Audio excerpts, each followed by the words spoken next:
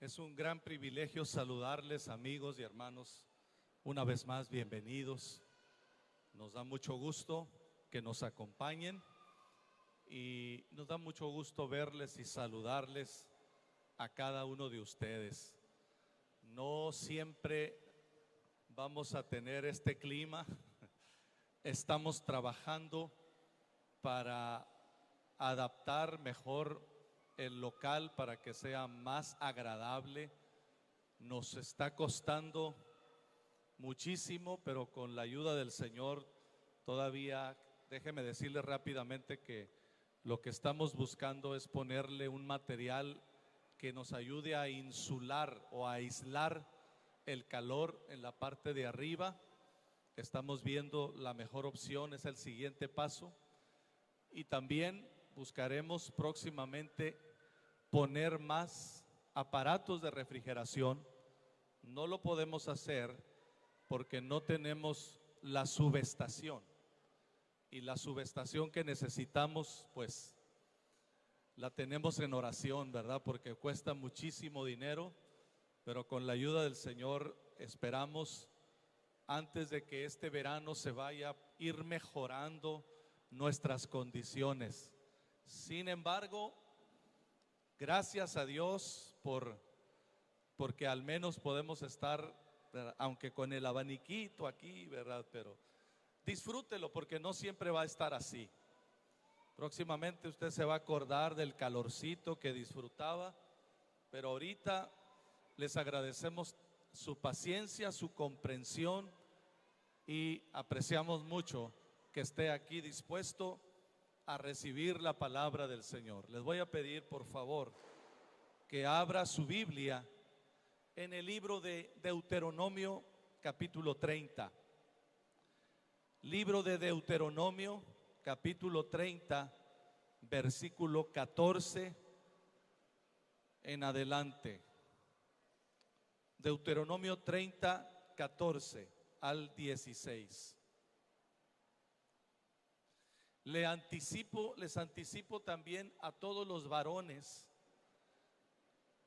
los hermanos del liderazgo de varones del comité les van a dar pronto mayor información, pero les anticipo que del día 6, 7 y 8 de julio, es decir, aproximadamente unas 2 semanas más adelante, vamos a tener una actividad especial por la Semana de Hombres de Acción en la iglesia local. Así es que pronto tendrá mayor información, pero el día 6, 7 y 8 de julio tendremos un programa especial para todos los varones.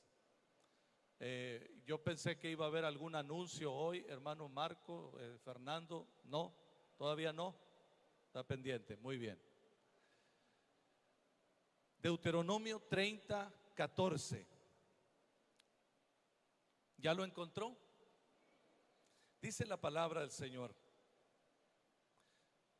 Nos dice el Señor, porque muy cerca de ti está la palabra, en tu boca y en tu corazón, para que la cumplas.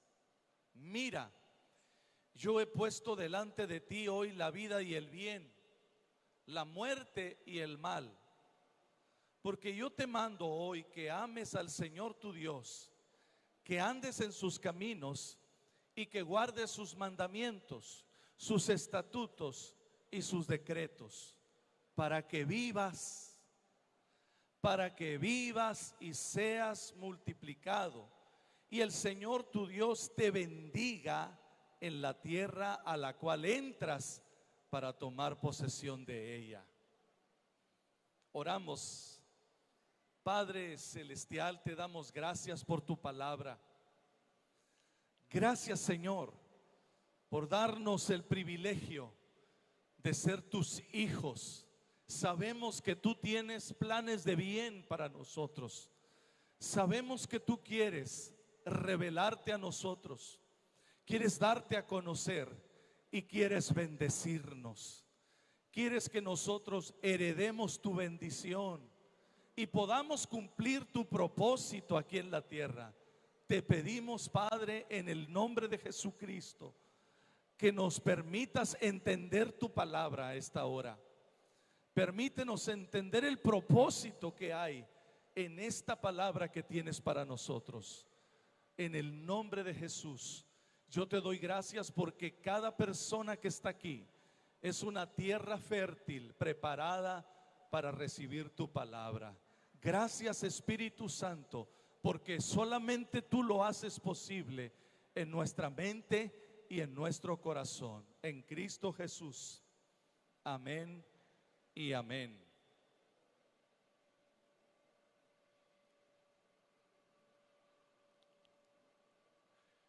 Cuando el Señor Dios le dio esta palabra al pueblo de Israel, ellos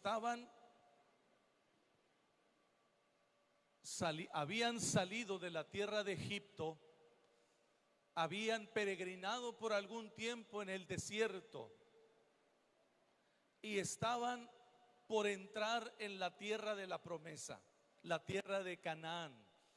Dios se las había entregado, pero había sido una jornada de aprendizaje, una jornada de entendimiento, de formación. Gracias.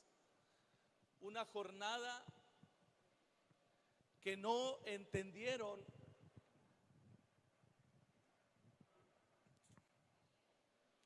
No todos entendieron y no entendieron del todo bien. Fue un tiempo de reaprender y desaprender muchas cosas. Fue un tiempo de confrontación.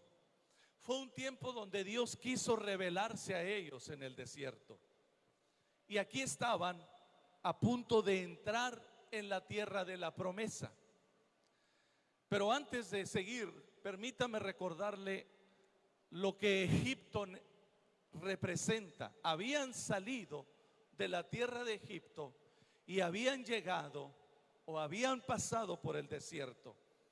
En la enseñanza bíblica, Egipto representa la antigua vida, la vida pasada, la antigua forma de vivir, los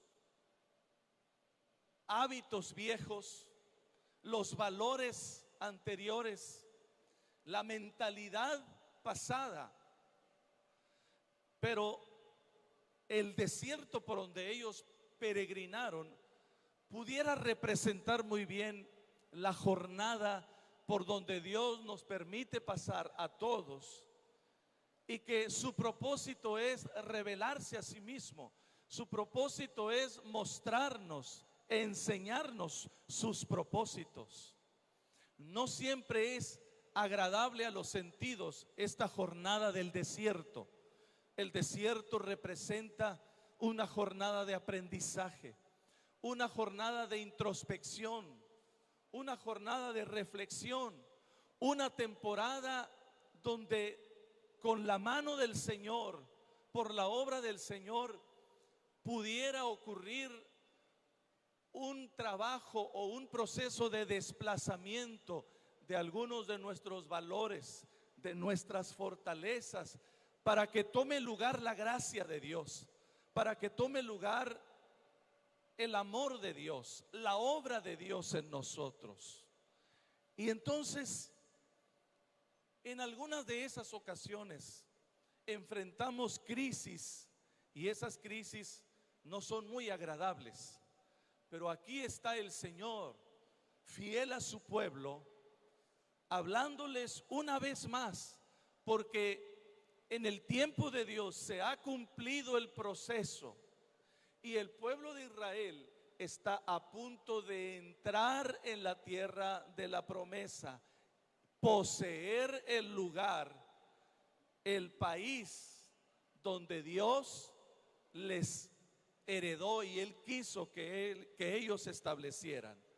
Entonces, si me permiten leer una especie de resumen, nosotros leímos ahí en Deuteronomio 30 del 14 al 16. El Señor les dice: aquí está la vida y la muerte delante de ustedes. La vida significa que ustedes vivan conforme a mis mandamientos. ¿Estamos aquí? ¿Me tienen bien encandilado, muchachos? ¿Qué está pasando allá? ¿Ya? ¿Ahí? Ahora sí, no le muevan. Gracias. El Señor les dice: aquí está la vida y la muerte delante de ustedes. La vida significa que vivan conforme a mis mandamientos, que me conozcan a mí, que entiendan el propósito que tengo para su vida. La muerte, por otro lado, la muerte significa, escuche bien, la muerte significa algo equivalente a que ustedes sigan en sus propios caminos y hagan lo que bien les parezca. Pero dice el Señor: pero yo anhelo bendecirlos y darles esta tierra como posesión absoluta de ustedes. Eso es lo que el Señor les dice, parafraseando el versículo 14 y 15 y 16. El Señor dice: yo quiero bendecirlos. Mi deseo es darme a conocer a ustedes.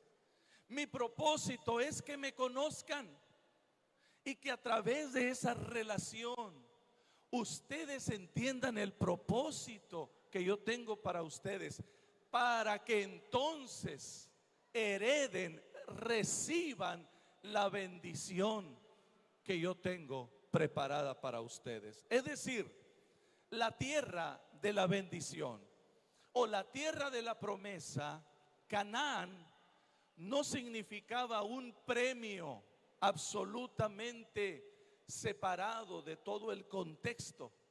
No era que Dios caprichosamente les quería entregar esa tierra y a partir de ahí ellos pudieran vivir de manera despreocupada, relajada, como ellos quisieran. No era ese el propósito. El propósito era que Dios quería establecerlos en la tierra de la promesa, porque en ese lugar de la tierra de Canaán existía la posibilidad de que ellos fueran la mejor influencia para el mundo conocido de entonces. El pueblo de Israel, como pueblo de Dios, sería entonces la influencia, la luz que mirarían las otras naciones, porque estaban enclavados en un lugar estratégico geográficamente, en el cruce de todas las rutas comerciales que existían en el mundo conocido de entonces. Ahí quiso Dios llevarlos para que ellos fueran un ejemplo, un referente, una luz, para que las otras naciones conocieran a Dios a través de ellos. Ese era el propósito. Y les dice entonces: pero ustedes tienen que vivir conforme a mis mandamientos. Ustedes tienen que entender los propósitos que yo tengo para ustedes. No es una manera caprichosa. No es que yo quiero sacar a los otros pueblos deliberadamente. Háganse un lado, pecadores, y aquí traigo a mis hijos. No es un padre consentidor, caprichoso, que quiere solamente beneficiar a unos y afectar a otros. Dios tenía un propósito para su pueblo, pero también lo tenía para todas las naciones alrededor. Los moradores, los cananitas, los moradores de ese lugar donde Dios quiso establecer a su pueblo, eran personas, era una civilización que había llegado a su expresión máxima de degradación, de envilecimiento, de pecado. Dios necesitaba traer orden por amor a esas naciones, por amor a ese pueblo. Dios quiso llevar al pueblo de Israel, pero era necesario que el pueblo de Israel tuviera un trato con Dios. Era necesario que el Señor lo llevara como el barro en las manos del alfarero. Y todo este tiempo, este peregrinar en el desierto, fue la jornada de moldear, de preparar, de trabajar con su pueblo. como lo está haciendo con nosotros también. Y más adelante, ahí en el capítulo 30, versículo 19, el Señor le dice a su pueblo, mire, siga conmigo, Deuteronomio 30, 19, le dice el Señor: a los cielos y a la tierra llamo por testigos hoy contra vosotros. Yo les he puesto delante la vida y la muerte, la bendición y la maldición. Y el Señor le dice: escoge, diga conmigo, escoge. Dile a tu hermano que está cerca: escoge bien. El Señor le dice: escoge la vida. Escoge la vida para que vivas tú y tu descendencia, amando al Señor tu Dios, atendiendo a su voz y siguiéndole a Él, porque Él es vida para ti y prolongación de tus días. Es decir, le dice el Señor: quiero que escojas la vida, por favor, por lo que más quieras. Escoge la vida para que puedas vivir, para que vivas en abundancia tú y tu descendencia. El Señor se lo explica con manzanitas y le dice: este es el monte Gerizim. El monte Gerizim representa la bendición. Este es el monte Ebal, otra montaña. El Señor le dice: el monte Ebal representa la maldición. En medio de estos dos montes había un gran valle, un valle frondoso, hermoso, fértil. Y el Señor los posiciona en ese lugar y les dice: desde este lugar empieza la tierra de la promesa, la herencia. Sin embargo, cuando tú has de bendecir, vas a escoger el monte Gerizim. En el monte Gerizim representa todo lo que tú bendices, lo que prosperas, lo que habilitas para prosperar. Pero el monte Ebal representa todo aquello que es contrario a mi voluntad, todo aquello que no se ciñe a mis mandamientos. Lo remitirás al monte Ebal, porque el monte Ebal representa la maldición. Pero en este valle, en el valle de Siquem, en este valle tú prosperarás, florecerás. Quienes aquí se asientan estarán bajo la bendición de Dios. ¿Qué representaba esto? Desde el punto de vista de Dios, queridos amigos y hermanos, desde el punto de vista del cielo, obedecer a Dios y vivir conforme a sus propósitos significa escoger la vida y la bendición. Lo voy a decir una vez más. Desde el punto de vista del cielo, obedecer a Dios y vivir conforme a sus propósitos significa escoger el monte Gerizim, el monte de la bendición, el monte que me proporciona o que me asegura que vivo bajo cobertura de bendición. Por la parte contraria, desobedecer significa dar la espalda a Dios y abrir la puerta a la maldición, a la devastación, lo cual Dios nunca quiere que esto nos suceda a nosotros. Tenemos que entender esto, mis amados amigos y hermanos. No es el deseo de Dios castigar, maldecir o hacerle daño deliberadamente a alguien. No es el deseo de Dios. Muchos de nosotros nos preguntamos: ¿por qué hay tanta gente que sufre? ¿Dónde está Dios? ¿Por qué hay tantos niños, tantos pobres, tantos huérfanos que sufren y nadie hace algo para remediar? Y nos preguntamos: ¿dónde está Dios? desde nuestra percepción escasa, limitada, es válido preguntarse: ¿dónde está Dios cuando ves el sufrimiento de la humanidad? Cuando miras a personas inocentes sufrir, es válido preguntarse eso. Pero hay una perspectiva que nosotros en alguna manera debemos entender. No es que Dios se satisface castigando a los pecadores. No es que Dios siente bienestar infringiendo sufrimiento en aquellos que le dan la espalda.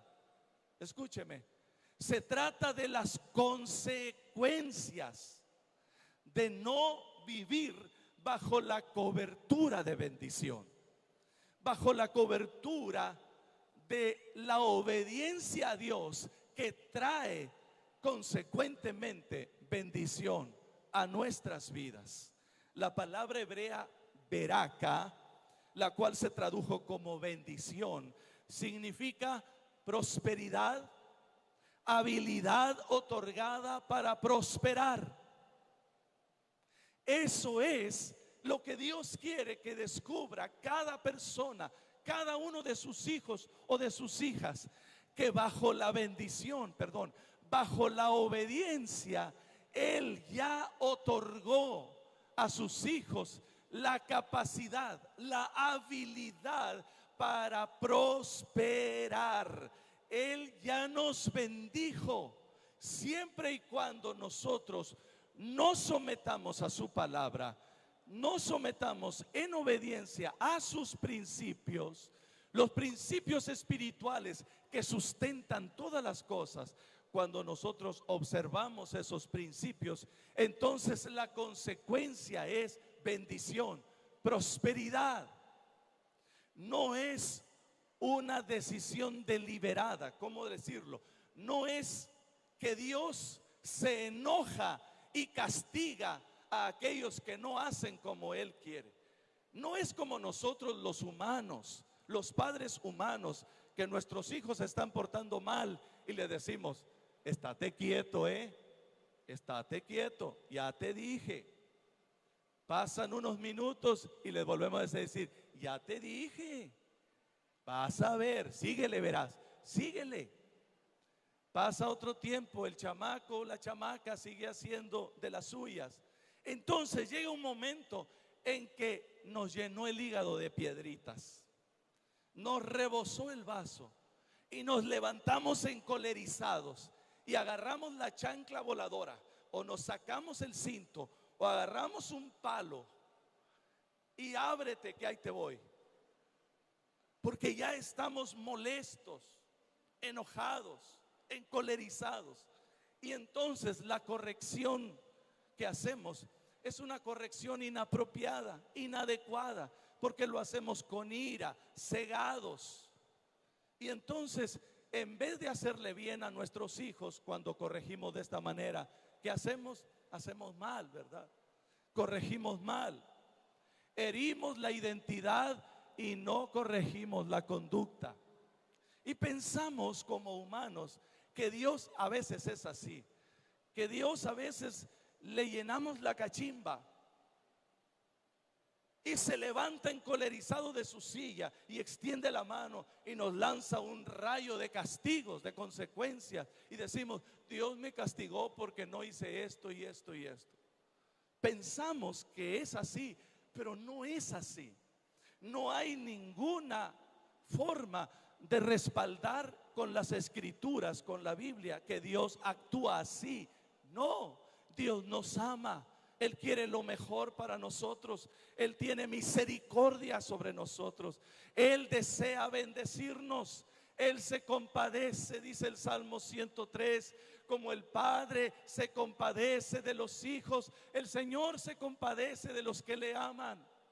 Él es un Padre compasivo, y más se compadece cuando nuestras necias decisiones nos hacen enfrentar terribles consecuencias. Gloria a Dios. Él se duele. Él se duele. Él nos ama y ciertamente nos tiene que corregir, pero no lo hace encolerizado.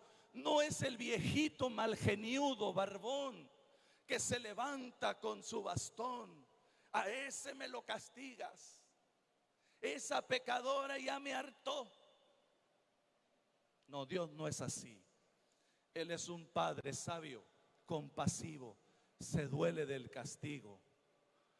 Pero por el contrario, la palabra hebrea kelala significa maldición.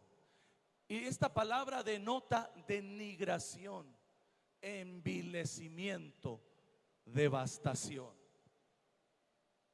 Consecuencias trágicas cuando nosotros, consciente o inconscientemente, caminamos fuera del propósito de Dios o caminamos en dirección contraria al propósito de Dios. Escuche, por favor. Es que seas consciente o inconsciente de lo que estoy yo haciendo. Si estamos fuera del propósito de Dios, fuera del modelo de Dios, lejos de los mandamientos de Dios, habrá consecuencias. Por eso es que Dios quiere redimir al mundo a través del evangelio de Jesucristo. Porque hay oscuridad, porque hay naciones enteras, culturas enteras que viven dándole la espalda a Dios. Son personas lindas, de buen corazón, pero están en oscuridad y en tinieblas. Hay tribus, naciones enteras, donde la gran mayoría, millones y millones y millones de personas no han escuchado el nombre de Jesús ninguna sola vez en su vida. Mientras que casi todos los que estamos aquí nadamos en aguas cristianas, nadamos en una cultura cristiana que no sé muy bien, no estoy seguro si esa cultura nos ha engrosado tanto la conciencia para vivir tan despreocupadamente y a veces tan ajenos a los propósitos de Dios, pensando que somos cristianos. Ore a Dios. Dile a alguien que está cerca: esto sí dolió. No se preocupe, vamos a terminar muy bien. En la forma de concebir a Dios, la mayoría de nosotros hemos sido programados para pensar de esta manera. Hemos sido programados para pensar que Dios castiga a las personas malas. ¿Cuántas personas malas hay aquí? Ninguna, ¿verdad? Todas las personas que estamos aquí somos buenas. Pastor, yo soy bueno. Todas las personas que estamos aquí decimos: pero yo no le hago mal a nadie. Yo tampoco. Desde aquí se puede percibir la calidad de personas que están aquí. ¿Qué calidad? ¿Qué ejemplo de personas que quieren hacer el bien? Eso no está a discusión. El asunto es: ¿estoy viviendo en los propósitos de Dios? ¿Estoy viviendo en el camino que Él quiere que viva? Porque, como dice el título de esta enseñanza, de lo que se trata es activar la bendición de Dios. Nunca pensé que le fuera a poner un título a un sermón, este título, pero me convenció. Se trata de activar la bendición de Dios sobre tu vida. Y lejos de pensar que se trata de algo esotérico, voy a activar la bendición. Si alguien me pone la mano sobre mí y yo siento algo, eso es esoterismo. Pensar que las bendiciones de Dios se activan con fórmulas, sentimientos o frases mágicas. Todo lo contrario. Dios dice: anda en mis caminos, persevera en mi propósito, quédate en el valle de la bendición. Asume la bendición que yo te he dado. y entonces las bendiciones te alcanzarán. Entonces te haré entrar en la tierra de la promesa y serás bendición y serás bendecido y serás influencia para muchos. La cosa es, sigue mis mandamientos, permanece en mis estatutos, conóceme, conoce mi propósito. Entonces las bendiciones no son algo deliberado de Dios solo para algunos, sino es la consecuencia de vivir conforme a su voluntad. ¿A poco usted no ha mirado a algunos y ha pensado, ¿y qué tiene él que no tenga yo? ¿Por qué Dios la bendice a ella y a mí no? ¿Por qué a ella le da esos dones y por qué yo no? ¿A poco no ha pensado en alguna vez?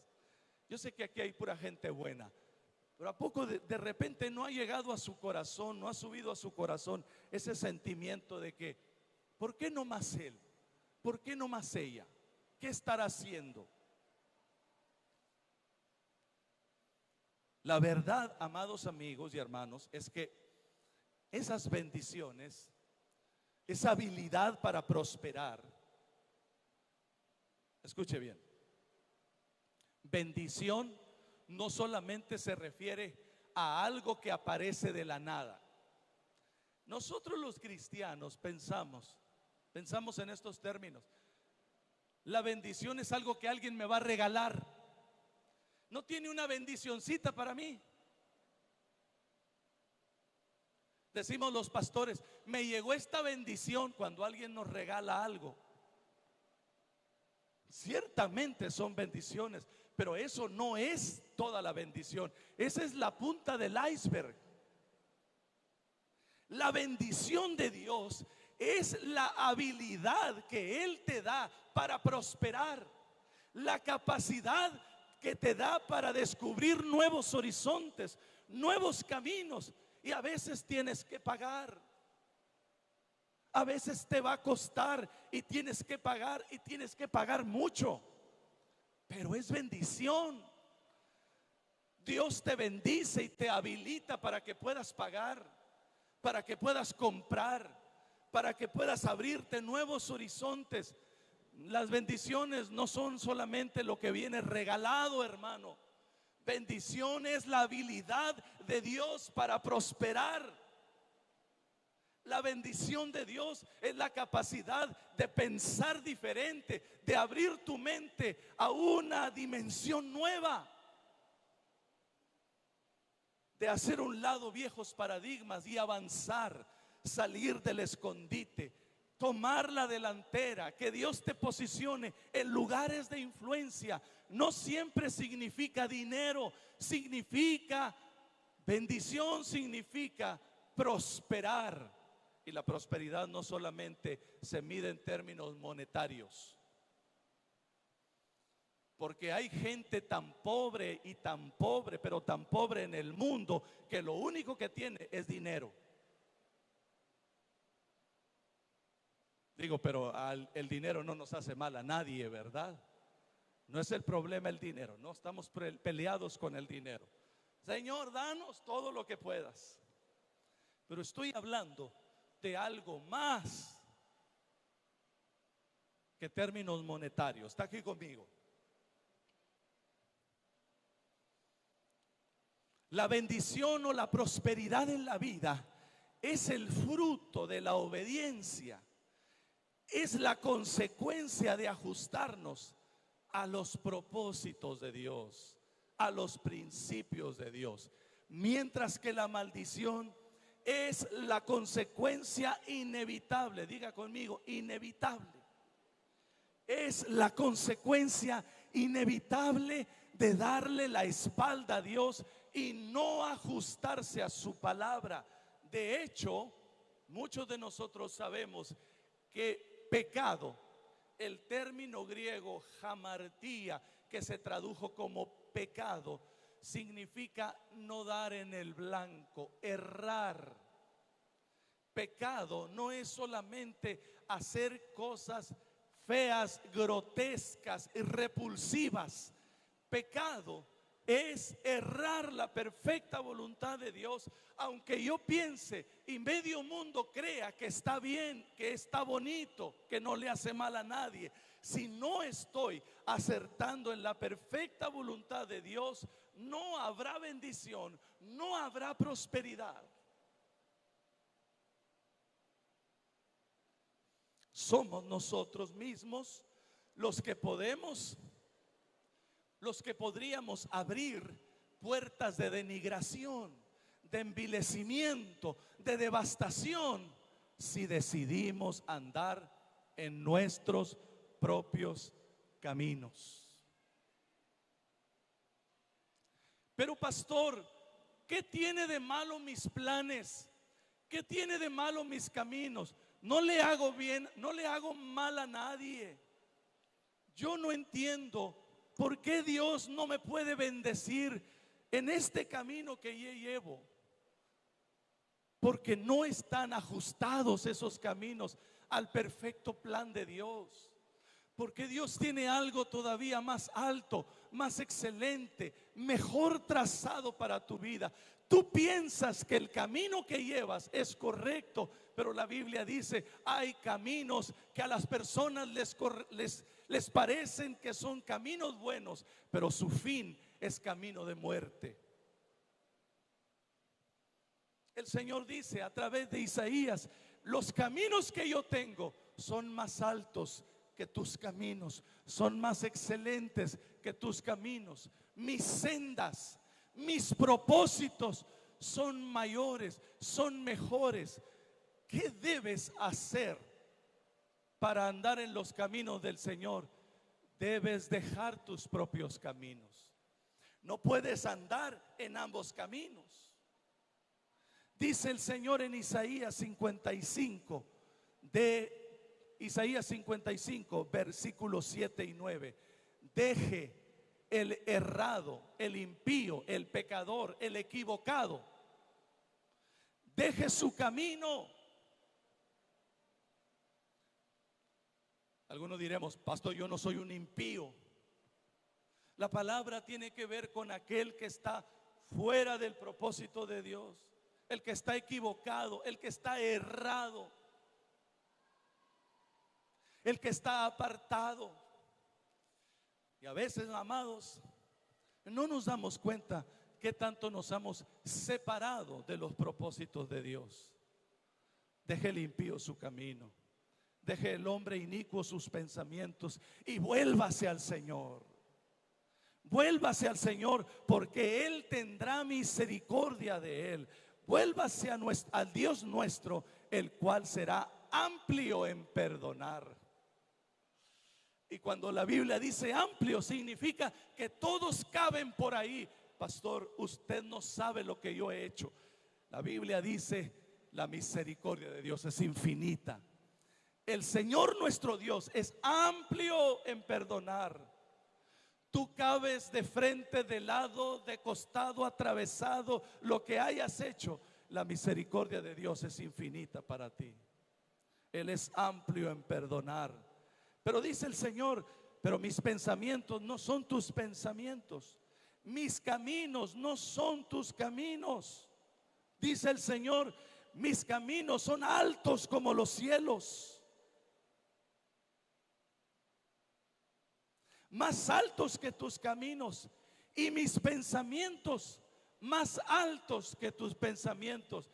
Pero esa separación Dios desea que se acorte. Dice el Señor, quiero que andes en mis caminos, pero debes saber que te va a costar tus caminos. Debes saber que tus pensamientos van a tener que ser desplazados. Debes saber que tus argumentos llegará un momento que los tengas que hacer a un lado, porque yo tengo mayores y mejores cosas para ti. Gloria a Dios. Amados, el plan de Dios es bendecirnos. Dígale a la persona que está cerca de usted, el plan de Dios es bendecirte. Dile, por favor, el deseo de Dios es bendecirte. por eso es que nosotros saludamos Dios te bendiga o Dios te bendice. Pero hay que decirlo con toda la intención, no nomás bendiga. Bendiga. Y luego con cara de culto, ¿verdad? No, hay que decirlo con toda la convicción. Mi hermano, el Señor te bendiga. Mi hermana, el Señor te bendice. Tú eres bendición del Señor. Y cuando lo haga, mírele a los ojos y bendígalo. Dígale, hermano, te bendigo en el nombre del Señor. Deseo que el Señor te bendiga y te prospere y entiendas y recibas la habilidad para prosperar. Porque hay muchas personas que están en su mente tan limitados que piensan que bendición es algo que le van a regalar y le dan el regalo y se va, pero sigue atado, sigue en su cajita de limitación y no entiende que Dios no solamente quiere dar que otros le den, sino quiere hacer de él o de ella una fuente de bendición para otros, porque más bienaventurado es dar que. Se siente muy bonito que le den a uno. A mí me encanta. A mí me gusta que me den. Oye, a quien no le gusta, ¿verdad? Pero qué bendición es cuando el Señor te usa para ser una fuente de bendición a otros. Te aseguro que eso es mucho mejor.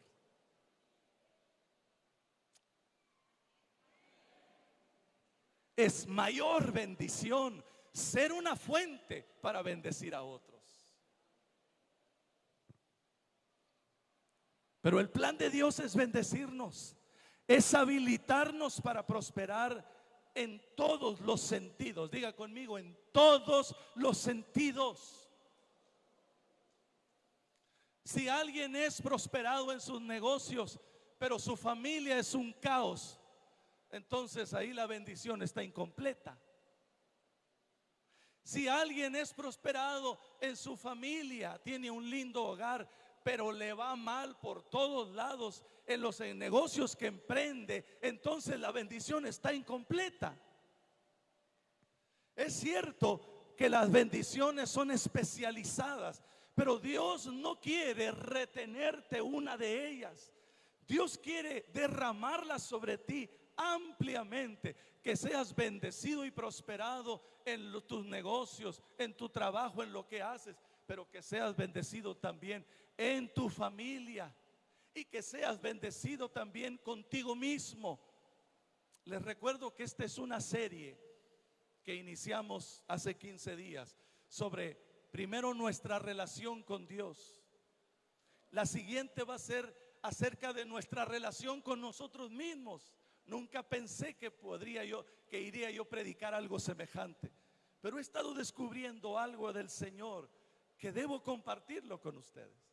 Qué importante es tener una relación sana y correcta con nosotros mismos para luego con el prójimo. Amén. Entonces, oh, qué lindo es saber que mi Dios me quiere bendecir, me ama, quiere habilitar su bendición en todos los sentidos, pero la única manera de lograrlo es por medio de la obediencia a su palabra. Diga conmigo, diga amén. Amén. El mayor obstáculo que enfrentamos, queridos amigos y hermanos, el mayor obstáculo que enfrentamos para recibir esas bendiciones de Dios no son cosas ocultas, no son asuntos esotéricos, no es el diablo, no son las maldiciones generacionales. El mayor obstáculo son nuestros propios caminos. Sabía que se iban a gozar ahí. Sabía que iba a haber un grito de júbilo.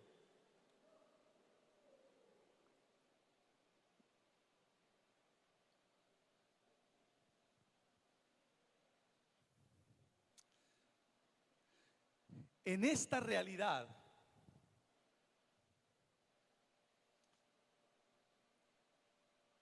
depende de que entendamos nosotros que Dios realmente nos ama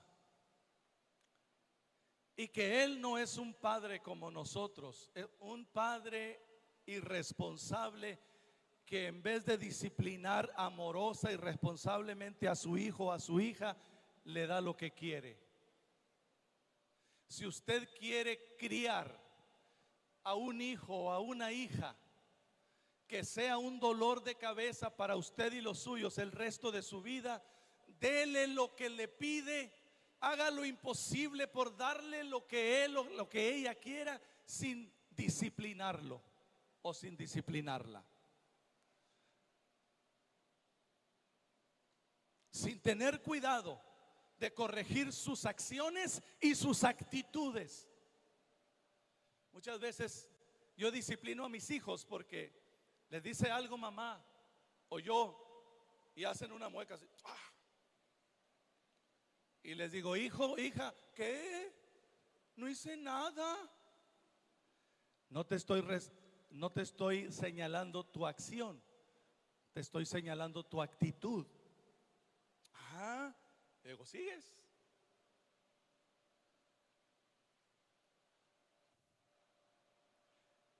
Pero eso sucede cada 3 años, no vayan a creer que es diario. No tengo hijos perfectos, pero es de lo mejor que usted pueda conocer. Me deben la comida, chamacos. Son hijos normales, cometen errores. ¿Qué necesidad tengo yo de fastidiarles el día, el momento? Porque los amo. Hay que disciplinar la actitud, tanto como la acción. ¿Por qué? Porque yo quiero que ellos sean bendecidos. Porque yo quiero que ellos entiendan que honrar a sus padres y honrar a las autoridades siempre les traerá bendición. Y por naturaleza no lo entienden.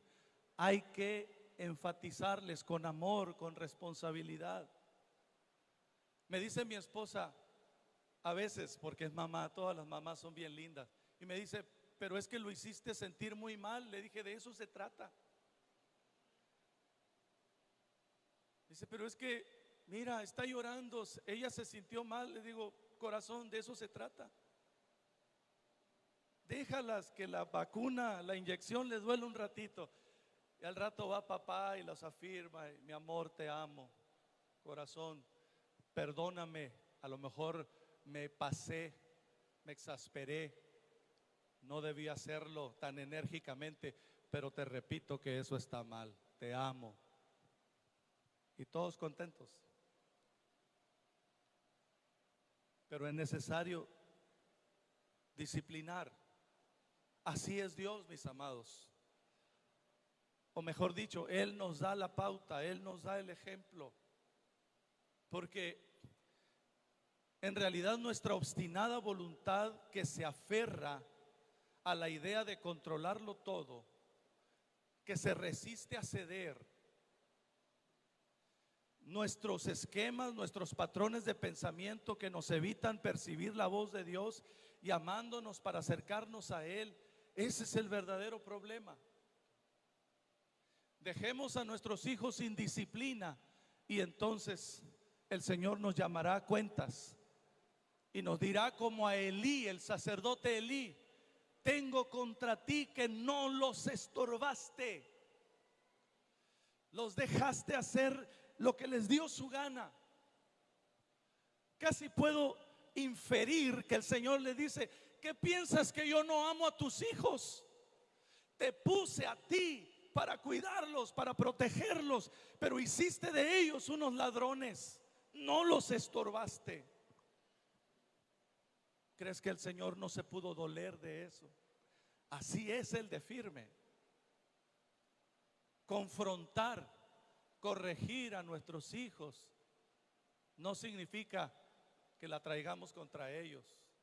No significa que es un acto deliberado de egoísmo. Es responsabilidad, es amor. Si amas a tus hijos, corrígelos. Se cierra el paréntesis, porque volvemos acá a nosotros. El Señor quiere que entendamos que Él demanda que depongamos nuestros argumentos, depongamos delante de Él, es decir, le rindamos nuestros argumentos. Esos esquemas mentales llegan a ser como fortalezas en nuestra mente, nuestros caminos. Estamos hablando de nuestros caminos, nuestros pensamientos. Estos caminos, estas fortalezas impiden el acceso a cualquier otra idea que las confronte o las cuestione. ¿Cuántos de nosotros somos así?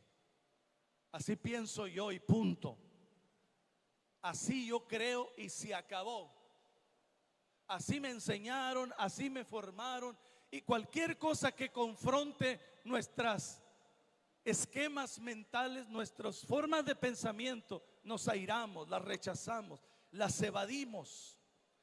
Ese es el problema, nuestra obstinada voluntad que se aferra a la idea de controlarlo todo. Patrones de pensamiento que nos evitan percibir la voz de Dios llamándonos.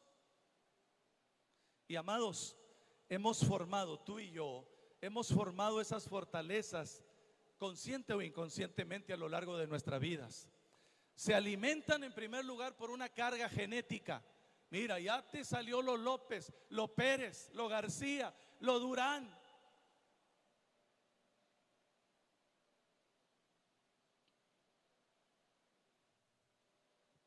Pero no solamente es la carga genética, es la crianza del hogar, son las experiencias tempranas, es el sufrimiento, los traumas, también la preparación profesional o la experiencia laboral llegan a formar estos esquemas, se amalgaman en nuestra mente, en nuestro corazón, esas fortalezas. ¿Y por qué las llamamos fortalezas? Porque son como muros de defensa donde nosotros nos escondemos detrás de ellas, nos atrincheramos detrás de ellas. Y para poder activar las bendiciones de Dios en nuestra vida, primero tenemos que conocerle a Él, pero también debemos conocer su carácter, debemos conocer su naturaleza. Es necesario entender que Dios nos ama y tiene un propósito para nosotros, pero esta experiencia puede llegar a producir una crisis de fe. De hecho, es necesario que produzca en ti y en mí una crisis de fe, una lucha espiritual que persiste en tanto nos resistimos a ceder el control. ¿Te ha pasado? ¿Te está pasando o te va a pasar? Ese round donde Dios tiene que noquearte, esa confrontación donde el Espíritu de Dios tiene que salir victorioso sobre tus argumentos, mis argumentos, tus esquemas mentales y mis esquemas mentales. Pues porque si hay algo que impide que las bendiciones de Dios se derramen sobre mi vida, es precisamente eso. A veces los cristianos nos hacemos muy esotéricos, vemos al diablo en todos lados. Y sí hay diablo, y el diablo es diablo, y el diablo vino para matar, para destruir, para engañar. Pero es un enemigo derrotado, ha sido vencido. Y a mí no me servirá de nada reprender al diablo o pedir que todos oren, porque creo que el diablo tiene algo, algún asunto atado, controlado, cuando se trata de algo algo en lo que yo no quiero ceder, algo que no le quiero rendir al Señor. Y he elegido evadirlo mediante este mecanismo de defensa.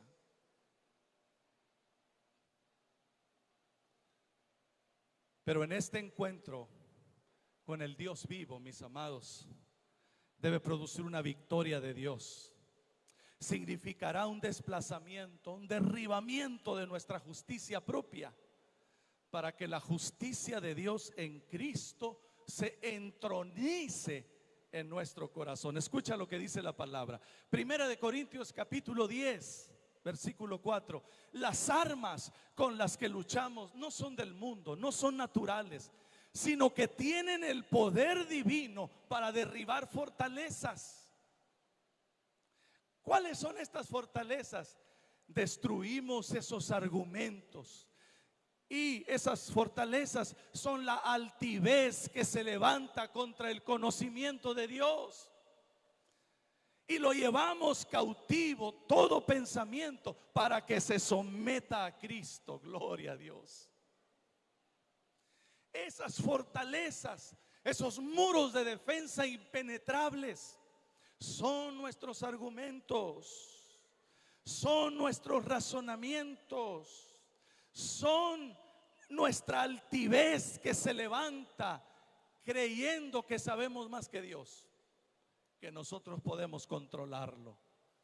Esos argumentos no permiten el paso a ninguna otra idea, impiden el entendimiento de la verdad de Dios y del propósito de Dios. Diga conmigo, la verdad de Dios y el propósito de Dios. Amado,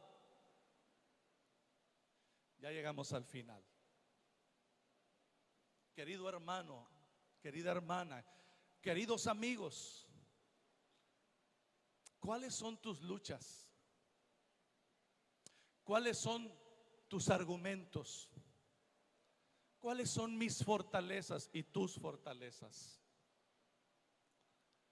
Una vez más repito, porque sé que esto está en el corazón de Dios. Dios te ama, tiene un propósito para ti, para mí. Tiene un propósito maravilloso para tu vida en Cristo Jesús. Pero ¿qué es lo que impide que su bendición se active en tu vida y en tu familia? Podrás pasarte 20 años más diciendo algo como esto: ore por mí, hermano, ore por mí, hermana, ore por mí, hermanos. Y ciertamente la oración de los demás es eficaz. Y cuanto más los demás oren, más el Señor se acercará con su fuego, con su amor, con su palabra, para que en algún momento entendamos que tenemos que rendirnos. Aleluya. Que tenemos que rendirlo todo. ¿Qué son esos argumentos? ¿Qué son esas cosas que impiden? Puede ser el sufrimiento, podrá ser el resentimiento, mi hermano, mi amigo, podrá ser la ansiedad, querida amiga y hermana, podrá ser el temor, o quizás puede ser la culpabilidad. Cualquiera de estos argumentos debe ser derribado y sometido a Cristo Jesús, y echando toda nuestra ansiedad delante de Él, porque Él tiene cuidado de nosotros. Aleluya. Póngase de pie, por favor.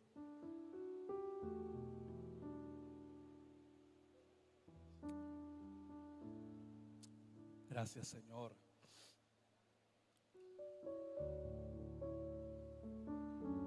El Señor te ama y tiene un propósito maravilloso para tu vida.